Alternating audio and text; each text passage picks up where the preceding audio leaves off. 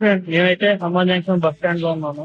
ఈరోజు హనుమాన్ జయంతి కదా, so temple కి అయితే వచ్చాను. సో టెంపుల్ కూడా ఒక లుక్ వేద్దాము, ఎలా ఉంది ఏంటనేది చూపిస్తాను. పవన్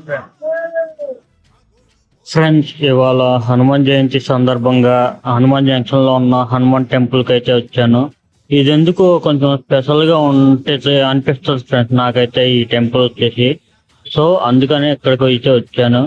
మా ఇంటి దగ్గరలోనే ఉంది పెద్ద ఆంజనేయ స్వామి విగ్రహం. సో ఎప్పుడు అక్కడికి వెళ్తాను కదా. సో ఇప్పుడు కొంచెం చేంజ్ కోసం ఇక్కడ దాకా వచ్చాను. సో ఎందుకో నాకు ఈ టెంపుల్ లోకి వెళ్ళినప్పుడల్లా ఒక పాజిటివ్ వైబ్రేషన్స్ వస్తాయి, గూస్ బంప్స్ లాగా అనిపిస్తాయి. సో కొంచెం ప్రశాంతంగా ఉంటది. లైన్ మాత్రం చాలా ఉంది. మినిమం 45 minutes అయితే పట్టింది మాకు దేవుని దర్శించుకొని బయటికి రావటానికి.